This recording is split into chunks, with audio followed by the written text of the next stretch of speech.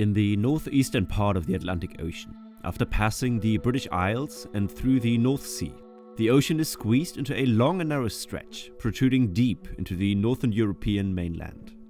Hugged by the Central European plains and the Fennoscandian Peninsula, a labyrinth of islands, straits, gulfs, and spits stretches for almost 2,000 kilometers, or 1,240 miles, through the continental shelf, with many geographical features to explore, a rich geological history, and many impressive infrastructure projects, which we'll explore in this video.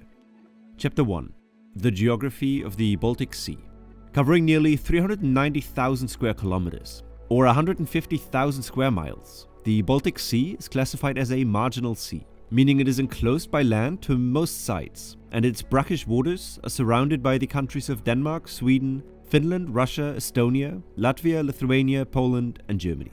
The sea can be subdivided into 5 main sections, with the Baltic Sea, or the Kattegat, marking the entrance from the North Sea, the Baltic proper, occupying the central parts where most of the large islands are poking out of the water, and finally the Gulfs of Riga, Finland, and Bothnia, which reach even further into the European mainland. The first land you encounter from the Kattegat is insular Denmark, with the major islands of Zealand, Fyn, Lolland, and Falster, creating a mesh of belts and fjords around the southwestern section of the Baltic Sea. From here, the so-called Baltic proper starts, which is considered the core of the Baltic Sea. From the massive chalk cliffs of Mon and Rügen, the southern shores turn into white sandy beaches behind a wall of forest along the Polish shore. At the Gulf of Gdansk, relentless currents and longshore drift have carried sands from these beaches to form several sandbanks and spits, which extend into the Baltic Sea and close off secluded lagoons along the way. These thin and fragile dividing lines are called spits, and if you wonder how exactly these are formed, I made an in-depth video about this topic, taking the neighboring Curonian spit between Kaliningrad and Lithuania as a case study.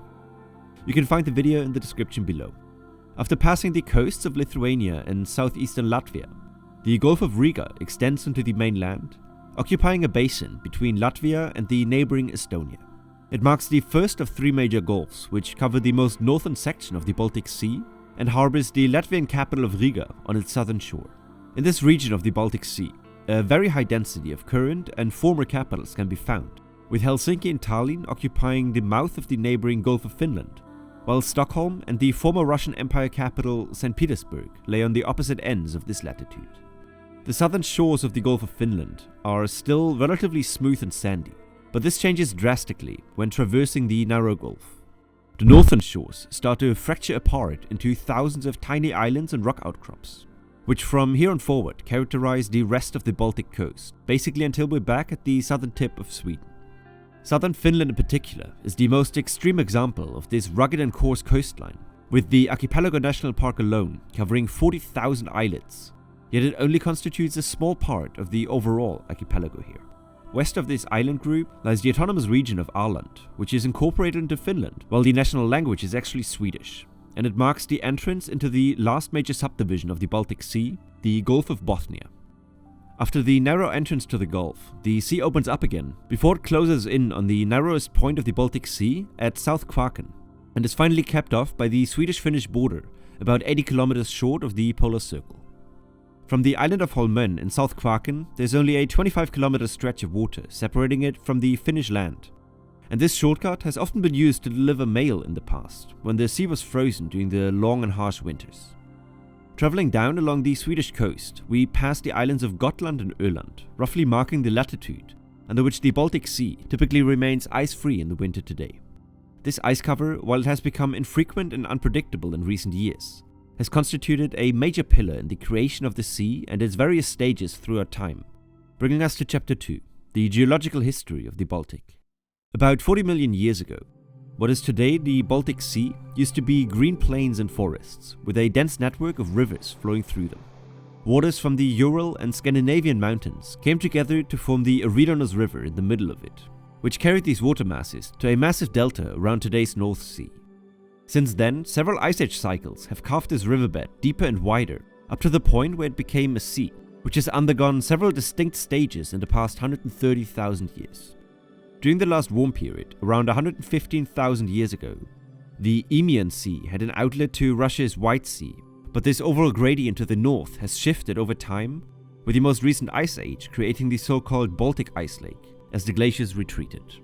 About 13,000 years ago, the hills of southern Sweden acted as a retaining bund towards the Atlantic Ocean, but with more and more glacial meltwater pooling into the basin, this barrier eventually broke, leveling out the water masses and draining approximately 20 meters through today's Vänern Lake in Sweden. Once the ice cover over the Fennoscandian Peninsula has disappeared completely, the reduced pressure on the continental shelf caused a rebound of the land levels, again cutting off this connection and creating the Ancillars Lake, which through thousands of years of erosion through today's Danish straits, eventually transitioned into the Baltic Sea's recognizable shape today. Just as the Baltic Sea has undergone significant changes throughout its geological history, our lives can also go through transformative periods that test our resilience. When I started my studies abroad, I was under tremendous amounts of stress, which got to the point where I was experiencing physical symptoms from the pressure I was under. I knew I needed help, but as a student I couldn't afford to see a therapist regularly. Thankfully, my university offered free counseling services, and I started seeing the school psychologist a couple times per month, helping me to prioritize my own well-being. I'm incredibly grateful that I had access to free therapy services during this challenging part of my life, but unfortunately not everybody has these opportunities. That's why I think services like BetterHelp, the sponsor of today's video, are so valuable. BetterHelp is an online therapy platform that makes professional counseling more accessible and affordable for everyone. Through BetterHelp, you can connect with licensed therapists from the comfort of your own home through video calls, phone calls, or even messaging. They have a network of over 30,000 therapists, so you can find the right fit for your needs. And if you're not satisfied, you can easily switch to a new therapist at no extra cost. If you're struggling with stress, anxiety, or any other mental health challenges, I encourage you to give therapy a try. Visit betterhelp.com/factspark or select FactSpark at sign up for a special discount off your first month of therapy. Your mental health is worth investing in. And just like you can recover from periods of immense pressure, the seafloor of the Baltic Sea is recovering from over 100,000 years of kilometer-thick glacial ice sheets pushing it down. In a process called post-glacial rebound, the continental crust of northern Europe expands back into its original shape at a pace of around 8 millimeters per year, even outpacing the global sea level rise of about 3 millimeters annually. This development means that the gently sloped coastal regions of Finland were actually covered by a thin layer of water in the not-so-distant past. And every year, the surface area of Finland naturally increases by roughly 7 square kilometers, or 2.7 square miles due to the rising land.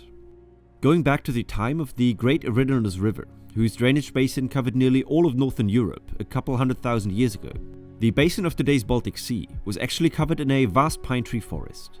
As part of the pine's defense mechanism against insects and fungi, the trees evolved a resin, which seals any damage to their bark. When these resin-covered trees are becoming uprooted and buried in an oxygen-starved environment like the bottom of a lake or a river, after enough time, the resin hardens to such an extent that the material closely resembles rock, giving us the rare gemstone we call amber today. Due to the Baltic Sea's recent geological history of forests turning into sea, it is one of the world's hotspots for amber hunting. And the translucent orange gem is deeply rooted in the history and heritage of the constituting cultures of the Baltic Sea. For a deep dive into the full process of how amber is formed, you can find a video I made a couple years ago in the description below. The craze for amber even went so far that an entire amber room was built in the early 18th century, whose decorations were later gifted to the Russian Tsar Peter the Great, who displayed them in his summer residence outside of St. Petersburg.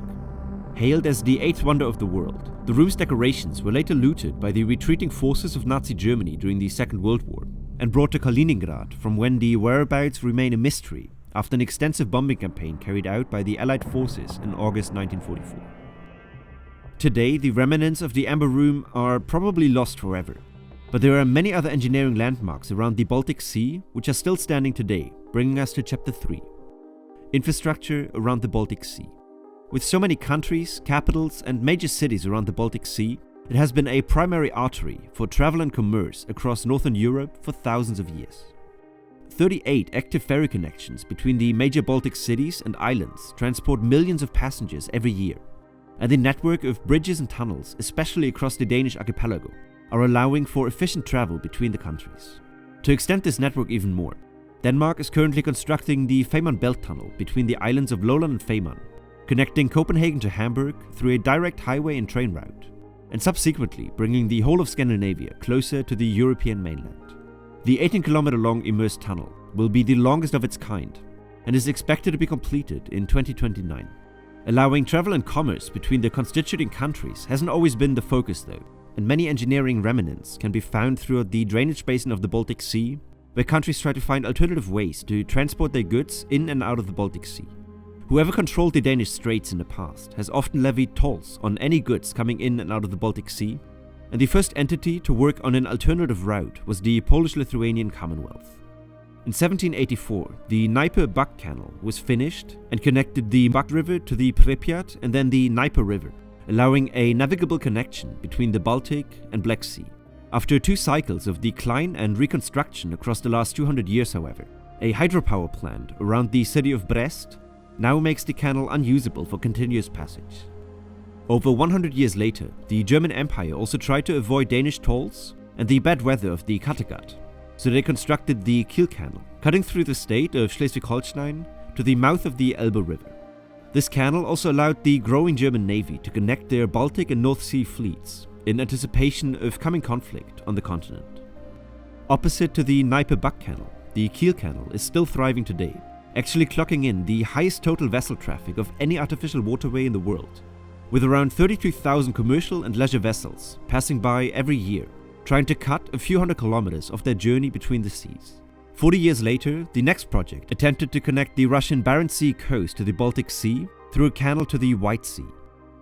The White Sea Canal, constructed during Stalin's reign in 1933, didn't receive the funding it required though, and only offered a depth of 3.5 meters right after its construction, yielding it almost instantly useless for any significant commercial cargo transportation. The most recent canal constructed around the Baltic Sea, and the last stop of this video, was constructed through the Vistula Spit in Poland in 2022, which frees Polish vessels and barges from having to cross through Russian territorial waters to leave or get into the Vistula Lagoon. And with this, our journey around the Baltic Sea is coming to an end, and I hope you learned something new about this fascinating arm of the North Atlantic Ocean. If you want to learn more about the Baltic Sea's neighbor to the west, I also made a deep dive into the geography and history of the North Sea, which you can check out here, or watch what YouTube thinks is best for you here. See you in the next one. Cheers.